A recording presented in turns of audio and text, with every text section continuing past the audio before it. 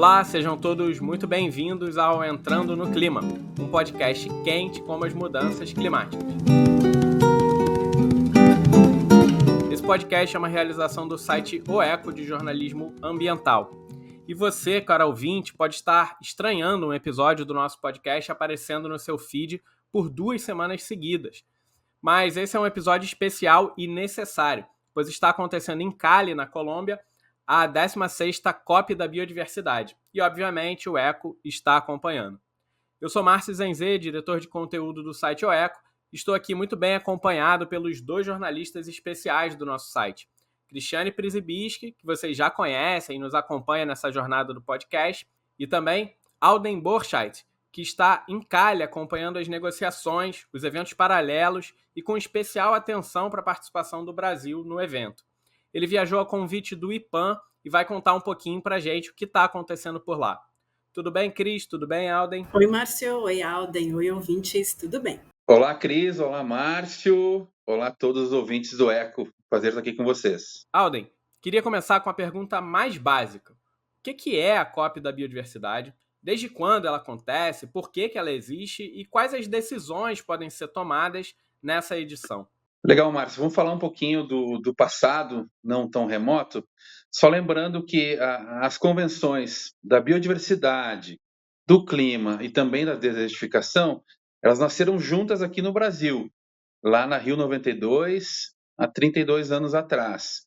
Desde então, cada convenção realiza a sua conferência das partes, né, de 2 em 2 anos, onde é debatido e encaminhadas ações para que a humanidade, né, para que todos nós consigamos frear, né, a crise do clima, as perdas de biodiversidade e o aumento da desertificação.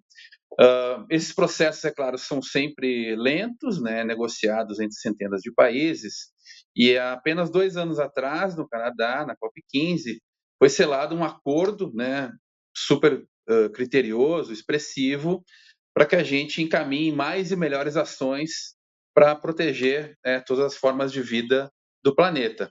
Esse acordo, né, previa uma série de coisas. Por exemplo, os países todos, né, partes da convenção, deveriam apresentar seus planos nacionais de proteção da biodiversidade. Aí nós temos uma falha bem expressiva. Até agora, menos de 40 dos 196 países da Convenção da Biodiversidade apresentaram seus planos. O Brasil ainda não apresentou, a Colômbia sim, ou seja, tem um gap grande aí nesse tema de casa dos países. Outra meta fixada há 2 anos é cortar bilhões de dólares globais que são investidos, né, em economias, atividades que prejudicam a biodiversidade. Isso é super complicado, porque muitos desses investimentos são feitos por bancos e outras instituições privadas, por exemplo, ou também sustentados por legislações nacionais. Mudar isso vai ser bem complicado. Outro ponto que está em pauta é a repartição, né, de benefícios financeiros ou não pelo uso de recursos genéticos. Quando isso foi regulado no mundo, a tecnologia era outra. Hoje você tem até sequenciamento digital, né, de DNA, de sequências de possíveis produtos e afins, e países mega diversos, muito ricos em vida, como o Brasil e a Colômbia, novamente, temem que isso possa ser uma porta para a biopirataria, ou usos que não revertam benefícios, né, para os países ou populações indígenas que detêm o conhecimento sobre como usar essa biodiversidade toda.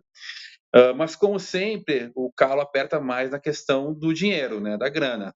Há 2 anos foi acordado que os países em desenvolvimento receberiam dos países ricos de 25 a 30 bilhões anuais até 2030, e também teríamos investimentos diretos em conservação mundial de cerca de 200 bilhões de dólares anuais. Uma pequeníssima parte desses 200 bilhões já foi revertida, né? Países como a Alemanha fizeram isso, por exemplo, mas pingou praticamente nada para os países em desenvolvimento.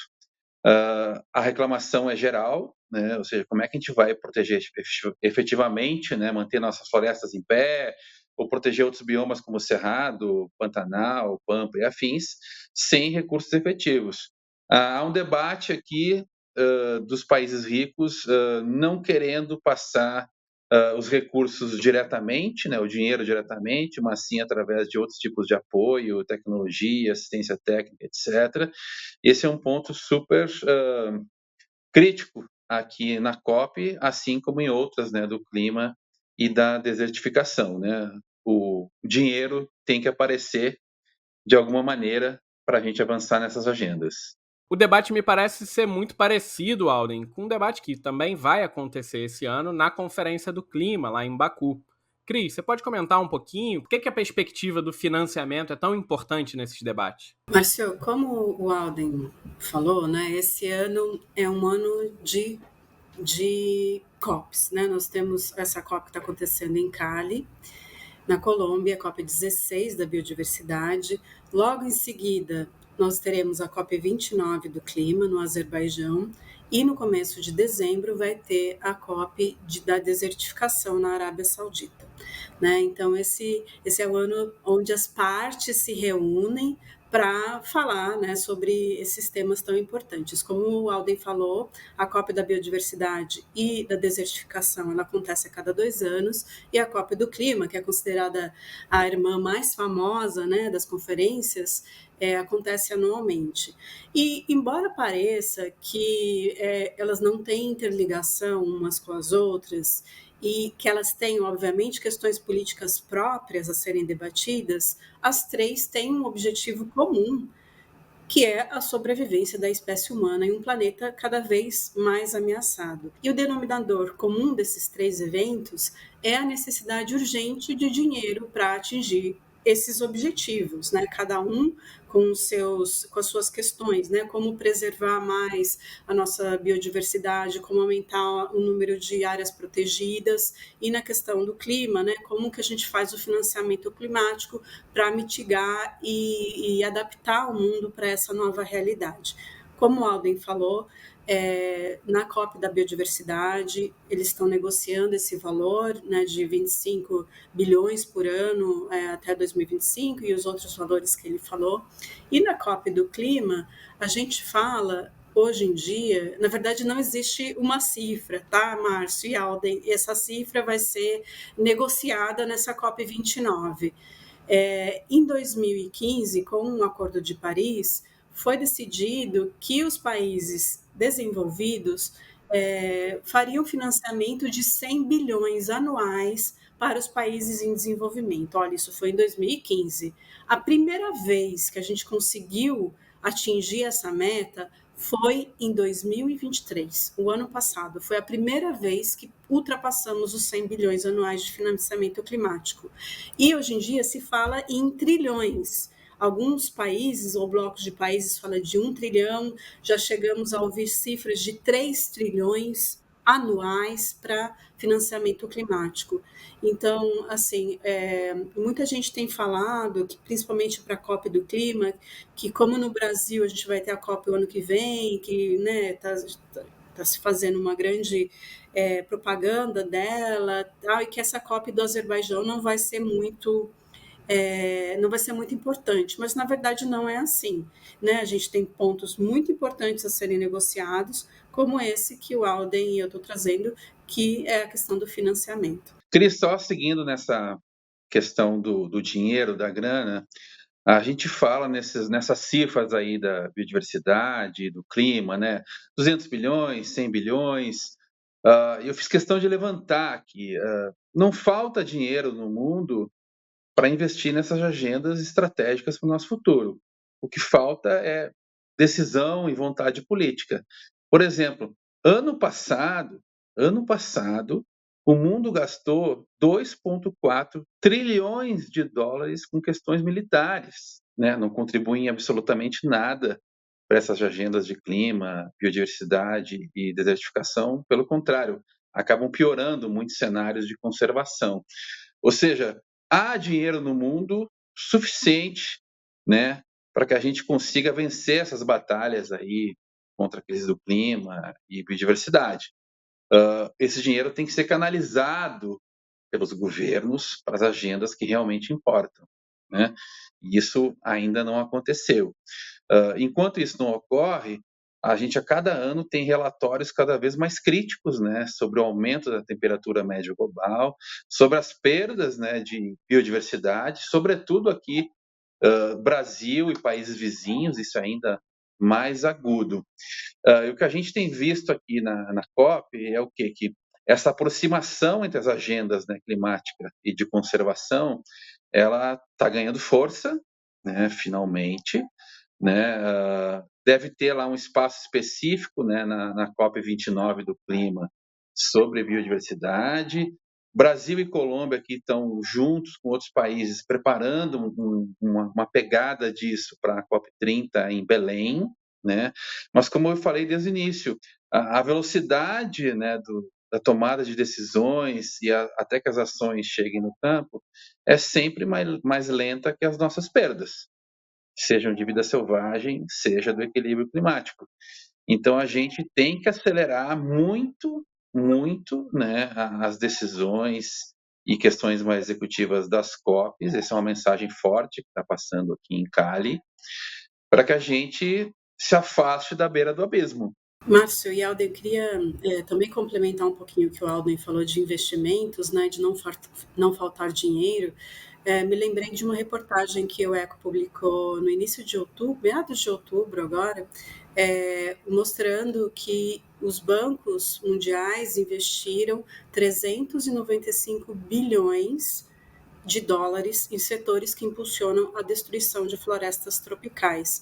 E o Brasil é responsável por 72% de todo o crédito mundial que é destinado à produção de commodities com risco de desmatamento. Então, assim, de fato, não falta dinheiro de jeito nenhum. Esse é o ponto que a gente falou, né, de como você vai cortar esses subsídios, né? No Brasil, isso é especialmente crítico, né, porque uma boa parte da nossa economia, uma parte significativa, é conectada ao agronegócio, né, que recebe uma série de isenções, gera uma série de impactos socioambientais e os ignora, né, não investe na recuperação disso tudo. Isso tudo é sustentado pela nossa legislação e pelo lobby fortíssimo, né, do agronegócio no Congresso Nacional. Ou seja, o desafio é sempre esse. A gente sabe, né, que isso está gerando uma série de prejuízos, né, do curto ao longo prazo para as pessoas, mas a nossa economia ela está ainda muito pesando para esse lado do agronegócio, né? Mesmo que não seja tanto quanto eles falem, né? Mas a capacidade de influência política deles é muito forte ainda no Brasil, não importando qual seja a cor do governo, né? Ou seja, nós temos essa cifra absurda de investimentos destrutivos, mas falta, né, ações mais enérgicas para começar a reduzir essa força, né? E nos livrar, né, das crises que a gente enfrenta diariamente e que foram antecipadas, né? Previsões de eventos extremos para daqui a uma década já aconteceram fortemente esse ano, né? A seca destruiu a Amazônia mais uma vez, as enchentes cobriram o Rio Grande do Sul e o fogo torrou o Pantanal inteiro novamente. Interessante como esses dois temas, né, de perda da biodiversidade e o clima, eles são muito interligados, né? E aqui no Brasil isso fica muito claro, como o Alden falou, dessa questão do agronegócio, né? O agronegócio abre áreas, né, destrói a nossa biodiversidade, não estou dizendo todo o agronegócio, mas, enfim, né, ele é um grande vetor, e a gente sabe que na Amazônia, por exemplo, a pecuária é o maior vetor de desmatamento e de emissões, né? A mudança no uso do solo no Brasil, né, que quer dizer abrir áreas com vegetação nativa para colocar uma outra atividade que não seja a manutenção da biodiversidade, isso é a maior fonte de emissões do Brasil. Então, olha só, como as coisas estão super interligadas. E foi interessante, eu queria trazer para vocês que a presidente da COP16, né, onde o Alden está agora no momento, lá em Cali, a ministra colombiana do Meio Ambiente, a Susana Muhammad, ela declarou que uma das prioridades da conferência será exatamente fazer com que a COP da biodiversidade ganhe um peso tão grande como a COP do clima, né? As COPs do clima, elas são, assim como eu disse no início, né, elas são uma famosa das COPs, elas são geralmente dominadas pelo norte global, ocupadas por representantes do dinheiro e do poder, e têm grande cobertura da mídia. Por outro lado, as COPs da biodiversidade e da desertificação também, né, são menores, menos frequentes, mas são muito mais equilibradas com o sul global, né? Então, os países do sul global têm muito mais atuação, muito por terem florestas tropicais, e até pouco tempo, essas COPs eram amplamente ignoradas pela mídia, né? Então, um dos objetivos da presidência da COP16 em Cali é justamente poder trazer uma equidade de atenção e de importância que se dá para essas duas conferências. Então, Cris e Márcia, é interessante isso, porque há essa expectativa, né, de um certo equilíbrio entre as convenções, mas também a outra vertente aqui de pensamento é de que o ponto de convergência se dê pela Convenção do Clima, né, já que ela é mais conhecida, está mais debatida e assim por diante. Mas é interessante olhar, especialmente agora, a Convenção de Biodiversidade e de Clima, que elas têm aspectos, né, de quantidade e de qualidade, né? Ou seja, no clima você tem que cortar tantas emissões, né, de poluentes climáticos para manter a temperatura global num certo equilíbrio, e tem setores, né, no mundo que poluem mais do que outros, né? No caso do Brasil, é a desmatamento e destruição de vegetação natural no país inteiro, enquanto outros países, né, a queima de gasolina, diesel, outros combustíveis fósseis.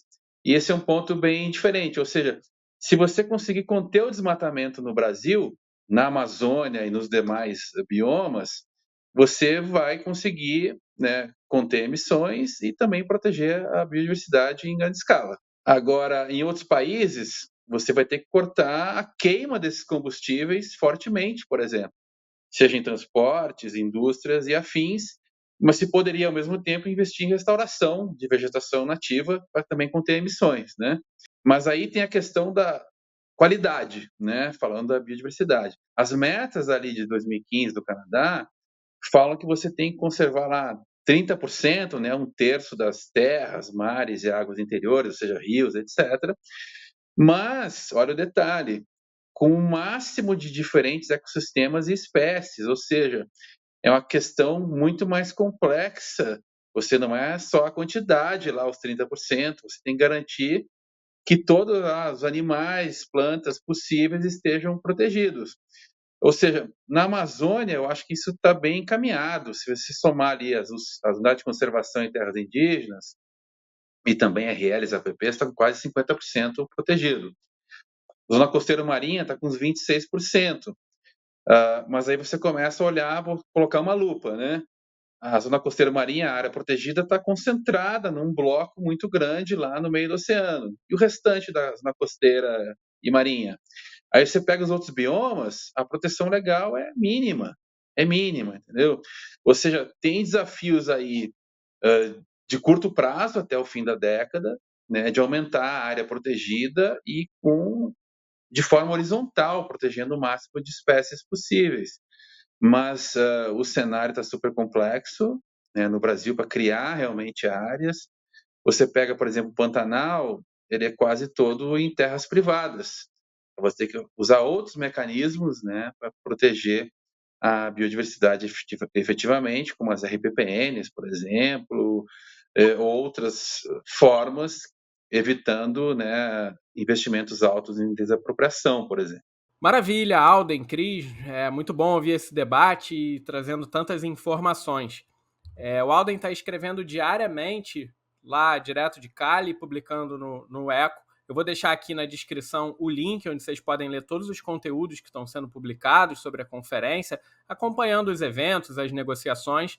E aí, Alden, eu queria te ouvir, para a gente finalizar, um pouco mais do papel do Brasil, né? Como é que o Brasil está se colocando nessa conferência? O que ele traz de novidade? Você já comentou um pouco também os documentos que o Brasil não está entregando, mas eu queria entender também qual a perspectiva do Brasil se posicionar. Afinal, somos um dos países mais biodiversos do mundo, né? Legal, Márcio. É isso mesmo. O Brasil é uma potência, né, ambiental, dos países chamados megadiversos, né, que detém grande parte da biodiversidade global. Também é hoje, né, retomou o posto de uma das maiores economias do mundo, é a maior economia aqui da América Latina, ou seja, é impossível ignorar o Brasil, né, nessas COPs todas. O país está com uma parceria bem próximo da Colômbia, aqui, que preside a COP, né, no encaminhamento dos debates, decisões, e com certeza conseguirá influenciar muita coisa até o documento final, né, na próxima sexta-feira. O Brasil propôs umas coisas interessantes aqui, né, como um fundo de investimentos, né, cujos lucros, né, parte dos lucros deverá ser investido para manter florestas em pé e também na restauração florestal. Isso está sendo debatido com 12 países, né, sejam doadores e receptores possíveis desse fundo, que também pode receber recursos privados. O Brasil quer isso rodando até a COP30, em Belém. A proposta é bem interessante, é inovadora, assim, que não é doação, né? A pessoa, a empresa, o governo investe nesse fundo, né? Vai lucrar com isso, e parte dos lucros serão revertidos para a conservação. O Plano Nacional Brasileiro para a Biodiversidade deve ser apresentado até o início do próximo ano, né? Atrasou um pouco, mas dá tempo. O país está debatendo com uma série de setores como é que isso será formatado e executado. E também o Brasil aqui está encaminhando uma espécie de plano de adaptação da biodiversidade à crise do clima. A ideia é que uma proposta seja aprovada aqui na COP16, proposta, claro, debatida até a COP17, em Londres, em 2026, e lá seja aprovado, né, esse texto e passa a ser executado. Ou seja, o país está com, né, como sempre, um bom espaço aqui de articulação e influência política. Eu queria complementar, só para a gente finalizar a fala do Alden, que essa COP da biodiversidade e a COP do Azerbaijão, de Baku, estão sendo vistas como um trampolim para o Brasil, para a COP30. Então, o que se sair de resultado dessas três, né, conferências das partes, né, das COPs, também vai reverberar no que o Brasil, no papel do Brasil em 2030. Então, isso é claro que o Brasil está fazendo de tudo para ter bons resultados, né? E eu queria finalizar minha participação hoje recomendando e falando de um artigo que o Jonathan Watts, que é um jornalista que fala de meio ambiente no Guardian, no britânico Guardian, e escreve no Brasil também. Ele escreveu recentemente um artigo cujo título é "O clima é a natureza é o clima", falando que não dá para a gente desconectar essas duas agendas. E inclusive, a ministra colombiana do Meio Ambiente falou isso, né, no seu pronunciamento, falando que é perigoso, esse foi o termo que ela usou, se a gente desconecta essas duas agendas. Então, assim, temos que trabalhar conjuntamente.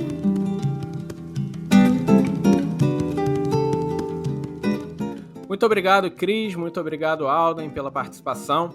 Semana que vem, a gente ainda vai repercutir a Conferência da Biodiversidade. O Alden fica em Cali até o final das negociações. Então, semana que vem, cara ouvinte, a gente vai trazer mais informações para você aqui nos episódios do Entrando no Clima. Esse podcast é uma realização de OECO, com apoio do Instituto Clima e Sociedade. Se você gosta do nosso trabalho, considere nos apoiar em catarse.me/OECO. A gente se vê semana que vem. Até lá!